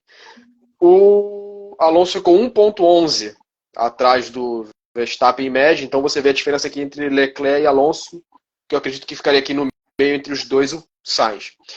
Mas eu achei muito boa a corrida do Leclerc. Ele herdou a primeira posição. Não fez besteira na largada. Sabia que não tinha carro para brigar com a Red Bull, então tentou se manter à frente pelo menos na primeira curva, que favorecia mesmo, né? Primeira curva ali, primeiro piloto larga na direita, primeiro colocado, então a sorte favorece quem está largando em primeiro. Mas era evidente que ele iria perder a primeira posição, só não esperava que fosse tão rápido. Eu pensei que fosse na volta seguinte. Esperava que ele fosse perder a primeira posição na volta seguinte, que mostra como o carro da Red Bull está numa pista que favorece, né, a equipe, né? O Gleison falou isso comigo ontem, tá no WhatsApp. Mas assim, eu acho que o Leclerc ele sai, na minha opinião, como o segundo melhor piloto do final de semana, porque foi o que a gente estava conversando, né, Gleison? Tu tem equipamento limitado, então você vai entregar aquilo que o equipamento te permite. Isso. Um grande problema que o Leclerc estava tendo no começo da temporada, eu acredito até que foi aquele golpe meio que ele tomou psicológico na temporada passada, era que ele queria corresponder o equipamento da Ferrari como estava no ano passado, que ele conseguia brigar um pouco com o Verstappen ainda. O resultado era ele tentando atingir o limite máximo de pista e rodando sozinho, como foi em Miami. Então, com o tempo, quando ele começou a entender, tipo assim, esse ano não tem como, ele começou a andar melhor que o Sainz. Então você vê que desde o GP do Canadá, ele ficou à frente do Sainz em todas as corridas. Não teve uma corrida que o Sainz ficou à frente, a não ser nas sprints, que ele terminou na frente. Então todas as corridas o Leclerc ficou à frente do Sainz. O resultado foi uma boa corrida nesse final de semana, boa estratégia, para poder marcar o Hamilton, achei isso ótimo. Eu pensei que a Ferrari fosse fazer besteira, mas eles marcaram o Hamilton direitinho, entenderam que a briga era com a Mercedes, era com o Hamilton. E o Leclerc conseguiu manter aquela diferença ali em terceiro lugar. Cara, assim, final de semana perfeito. Achei um final de semana ótimo da Ferrari. O Leclerc tá voltando a pegar confiança. Se ele continuar guiando com esse carro que entrega aquilo ali mesmo, terceiro, quarto, segunda força ali da equipe, eu acho que ele consegue pontuar bastante esse ano e, quem sabe, né? Ano que vem, traga um carro melhor para ele. Deixa eu passar aqui, então, os 10 primeiros rapidinho. Então, Max Verstappen em primeiro, não é segredo para ninguém. Sérgio Pérez, dobradinha da Red Bull aí. Terceiro lugar aí, como o Kevin falou, o Charles Leclerc. Quarto, Lewis Hamilton. Quinto, Fernando Alonso. Sexto, George Russell. Sétimo, Lando Norris. Oitavo, Esteban Ocon. Nono, Lance Stroll. Décimo, Yuki Tsunoda. Gostei muito, não sei se você, como eu disse, na hora de montar o destaque, não estava achando tanto destaque assim da corrida, até foi a questão da minha nota lá no início da live, mas eu gostei muito da corrida do Esteban Ocon. Pô, o Ocon fez umas duas ultrapassagens ali, cara, que eu vou te falar a verdade. Talvez as melhores da corrida. O Ocon tá muito seguro aí e fez uma corridaça. Vocês querem falar algum outro destaque que vocês viram aí da corrida? O Gasly também, né? Fez uma belíssima ultrapassagem por fora, né? Dividiu com o Albon ali a curva por fora e foi uma disputa leal ali. Foi um passadão do Gasly. Eu talvez seja um pouco meio, talvez, emocionado, mas eu gostaria de ver o Ocon tendo uma oportunidade na Mercedes, caso o Hamilton aposentasse. Eu acho que isso vai acontecer. Eu também acho que tem grande eu tenho essa coisa. Ele é bom, cara. Ele é bom piloto. O Ocon é bom piloto. Eu acho que ele merecia uma oportunidade.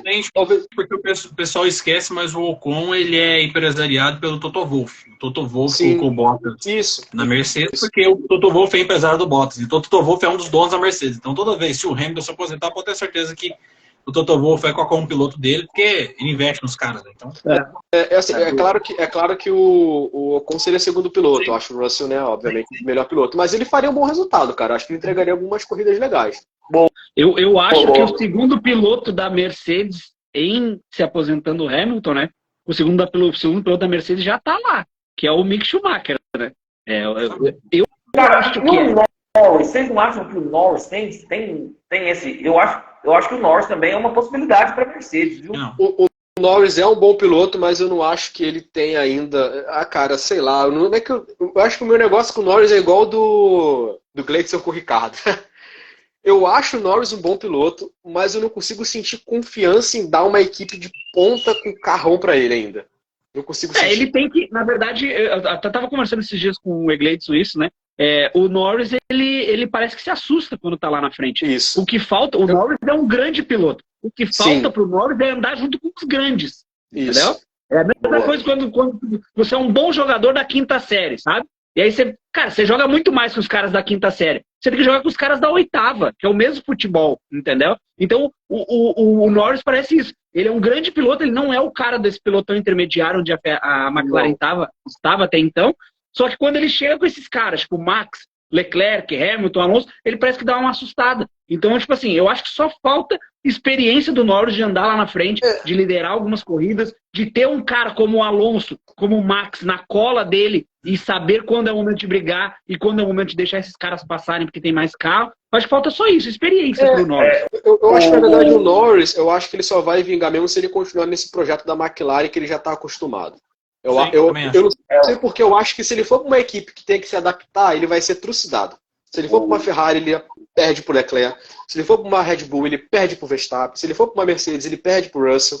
Eu acho que ele não é um piloto... Eu não consigo vê-lo se adaptando rapidamente e fazendo um bom resultado, um bom rendimento. Eu acho que ele tem que ficar nesse projeto como líder. Ele tem que ganhar primeiro do Piastri, né? Porque o Piastri ameaça, tá? O Piastri ameaça.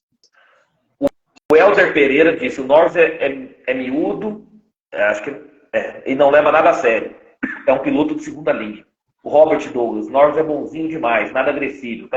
O Helder tá no nível do Checo. Então, assim... Mas ele é bonzinho justamente por isso.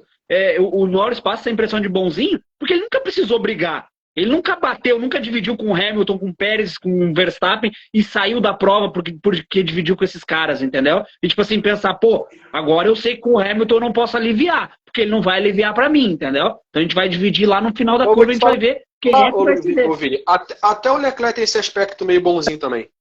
Só que um pouco menos que o Norris, um pouco menos. É isso. Abandonos na corrida, Carlos Sainz e Oscar Piastri, nós já falamos justamente da questão da colisão que tiveram na primeira volta. Piloto do dia, Max Verstappen. Votaram no Max Verstappen ou teve alguém que não votou no Max? Não, eu fui clubista e votei no Leclerc. Primeira vez que eu votei na temporada nele. Muito bom.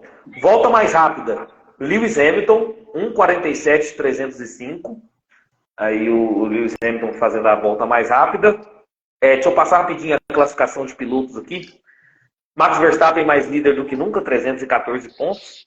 Segundo lugar, Sérgio Pérez, 189 pontos. Aí já fez uma diferença de 40 pontos aí para o terceiro, que é o Fernando Alonso, 149 pontos. Quarto lugar, Lewis Hamilton, 148 pontos. Então, o terceiro lugar aí está sendo disputado o Alonso e o Hamilton pela diferença de um pontinho. Quinto lugar, Charles Leclerc, 99 pontos. E George Russell, empatado, também com 99 pontos. Sétimo lugar, Carlos Sainz, 92 pontos. Oitavo lugar, Lando Norris, 69 pontos. Nono lugar, o Lance Stroll, 47 pontos. E décimo lugar aí, o Esteban Ocon. A briga está interessante entre o Alonso e o Hamilton e o Leclerc e George Russell aí, ó. Agora, ô Luiz, uma coisa que a gente não falou, né? Assim como o Leclerc, que foi uma grata surpresa esse final de semana, e a Ferrari, né? Em contrapartida, a McLaren foi a decepção desse final de semana, né? Sim. Eu estava acompanhando o Gil de Ferran, que o Gil de Ferran agora ele é como se fosse um engenheiro técnico, assim, sabe? Aquele cara que passa o feeling do cara que já foi piloto e tal. Então, a gente viu, né? Coincidência ou não, ô Egleidson, depois que o Gil de Ferran entrou, foi as 3 provas em que a McLaren deu aquele salto, né? Só que, ao mesmo tempo, a gente não consegue afirmar. Essa temporada está tão imprevisível do Max para baixo que a gente não consegue afirmar quem é a segunda força. A segunda força já foi a Aston Martin, já foi a Mercedes, até agora estava sendo a McLaren, mas nessa última corrida foi uma decepção total. Então, quer dizer, a gente não consegue afirmar quem é a segunda força de fato, né?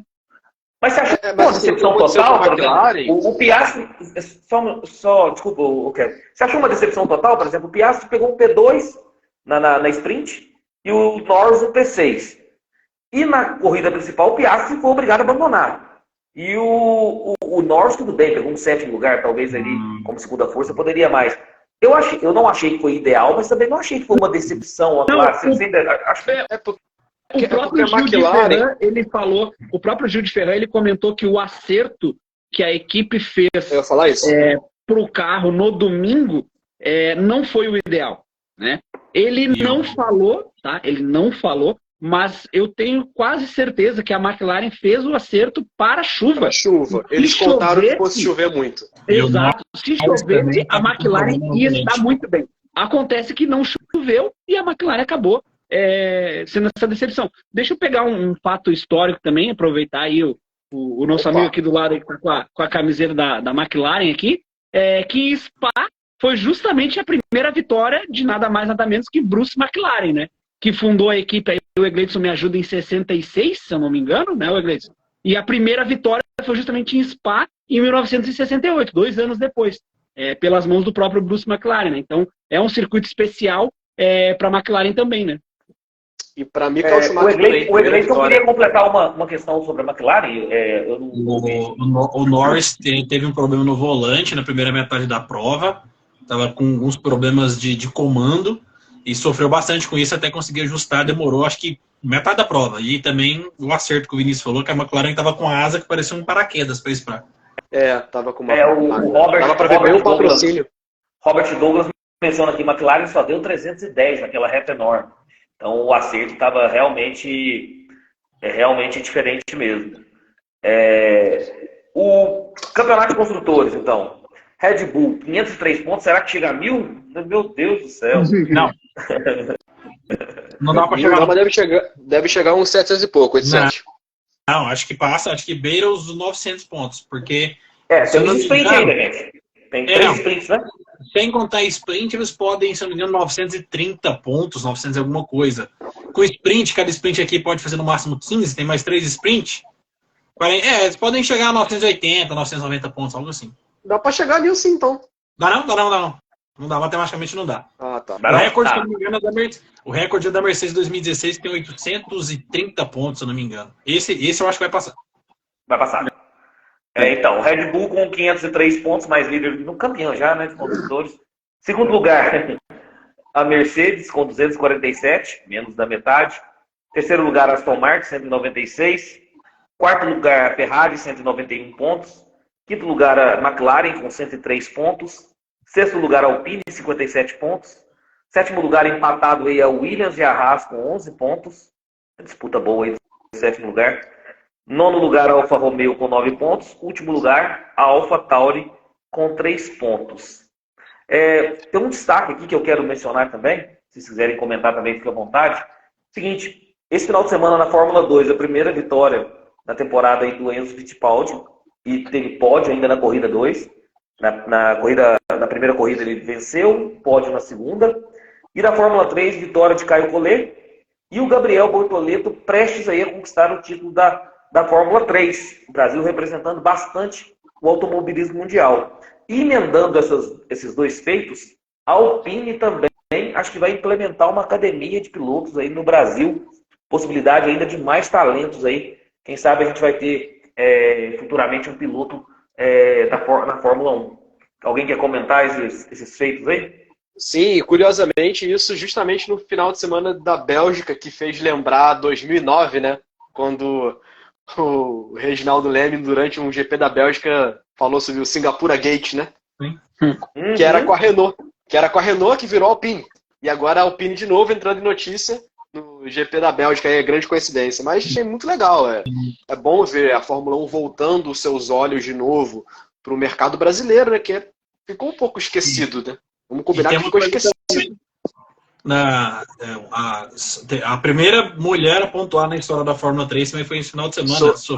Sofia Flores, que é isso que a pronúncia. Quem não lembra dela, teve um acidente no GP da Fórmula 3 de Macau, o carro voa.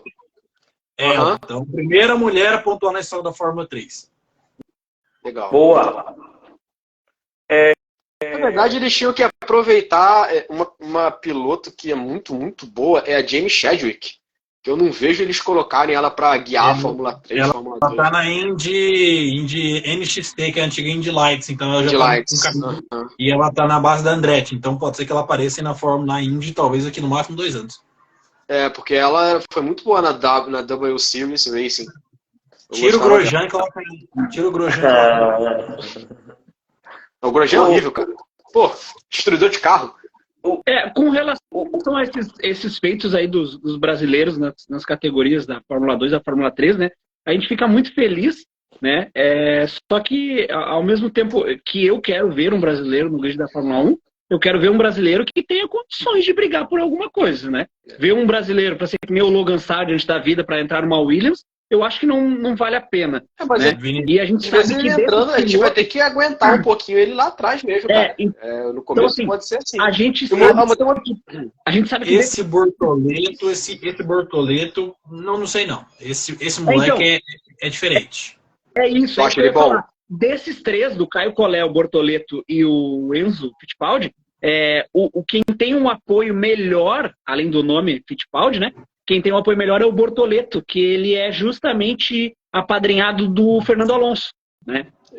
Então, isso faz com que ele chegue com um poder de barganha um pouco maior do que os outros dois, né?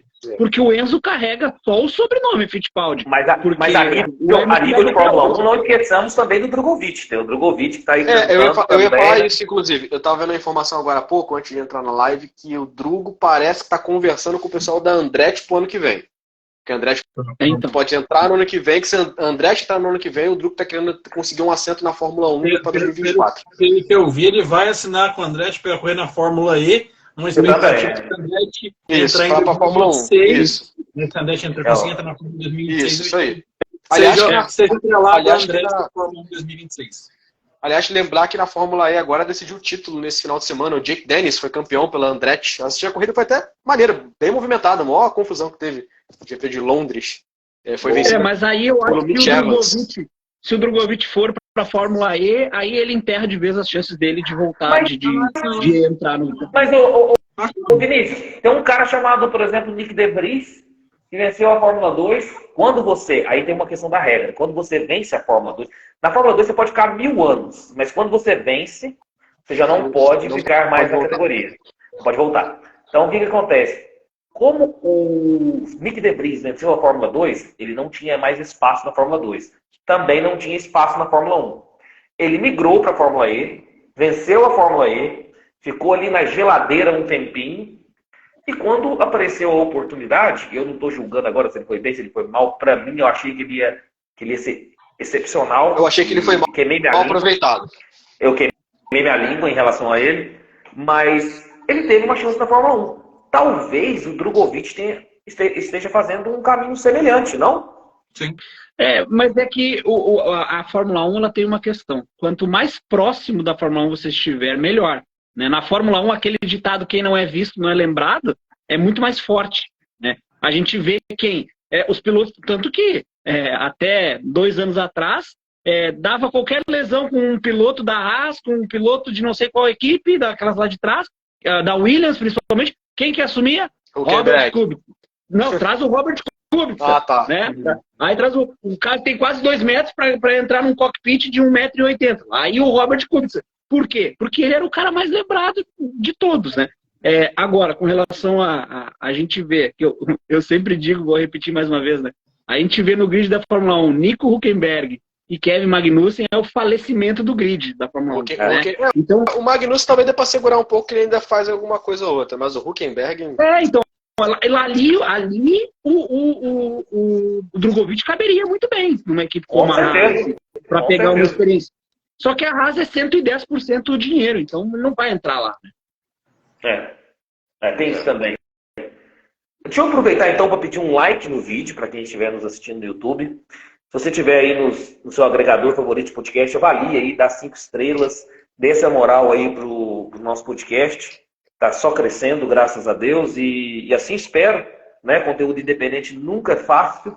Então, vai lá, dá 5 estrelas pra gente, avalie aí no seu agregador de podcast. Se estiver no YouTube, dá um like no vídeo, se inscreva no canal e ative o sininho para receber todas as notificações de vídeos novos. Deixa eu comentar meus palpites aqui, mas estamos indo para os finalmente. Eu falei que seria uma pole do Verstappen, errei, foi uma pole do Leclerc. E eu não falei da sprint, só falei da corrida principal, falei que seria uma vitória do Verstappen, acertei. Falei que seria um segundo lugar do Pérez, acertei. Terceiro lugar, falei que seria o Norris, errei. Apostei na McLaren aí como terceiro lugar, me estrepei, porque o terceiro lugar foi o Charles Leclerc. Volta mais rápida, falei que seria o Max Verstappen, errei também, foi Lewis Hamilton. Então eu errei a pole, o terceiro e a volta mais rápida. Agora nós entramos em férias de verão, para nós aqui inverno, mas dá férias de verão na Europa, então férias de verão da Fórmula 1. E vamos voltar com o GP da Holanda, lá no final de agosto, não vou me recordar a data aqui, deixa eu pesquisar aqui rapidinho, quem quiser me ajudar aí também. Nós vamos voltar para analisar o GP da 24 Holanda. de agosto. 26 de agosto. 26 de agosto.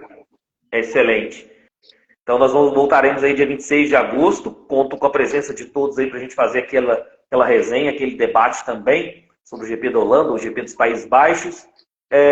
Kevin, mais uma vez, meu amigo, muito obrigado por ter participado da live, foi top aí fazer essa resenha com você. Grande prazer poder participar. Ainda essa semana vai sair o episódio lá do podcast falando da corrida da Bélgica, destaque positivo e negativo. Pessoal, sigam aí o Overtake F1 Brasil, que é o podcast que o Kevin faz também. Ele também analisa aí todos os grandes prêmios. Deu uma parada, mas agora voltou aí com força total. O Kevin, como vocês veem na live aí, ele manja muito de Fórmula 1. Então, ouçam lá o episódio do Kevin, Overtake F1 Brasil, o podcast dele. Então, o Egleison, na verdade, o Egleison não precisa nem fazer merchan, porque a página do Egleison, que é o Somos F1, que também é um canal no YouTube, o Egleison 14 mil seguidores. 14 mil seguidores. O Egleison é das páginas de Fórmula 1 mais vistas aí no Brasil, com certeza, que é o Somos F1. Então também dê aquela moral pro Egleison aí, Somos F1. Meu amigo, mais uma vez, brigadão aí de ter participado da live. Achei que você não viria hoje, cara. Você tinha anunciado que não viria. Não, você tinha anunciado que teria uma live com o Remy. Falei, eu vou participar. Pediando. Muito bom. Prazer mais uma vez, Egleison. Nós estamos juntos. Eu prometo que eu não vou discutir cena com você lá no WhatsApp mais, viu? Mas, pelo amor de Deus, cara. Aquilo naquele grupo lá foi cenas lamentáveis aquilo lá, aquele dia. E o meu filho começou comigo, colocando episódio do podcast. A culpa foi minha ainda.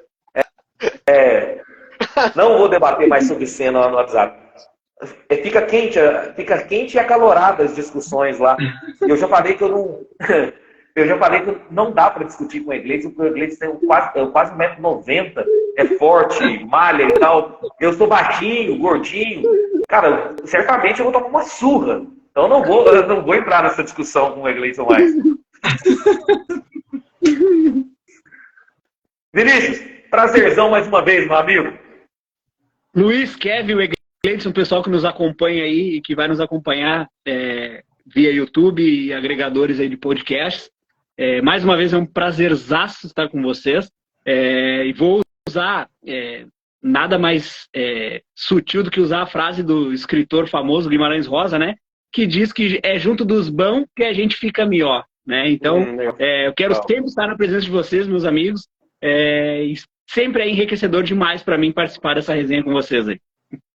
Pessoal, então até o GP da Holanda. Muito obrigado a todos que participaram. A interação também hoje foi ótima. O pessoal participou bastante com a gente. Até a Holanda, então, meus amigos. Um abração. Tchau, pessoal. Um abraço. Tchau, tchau.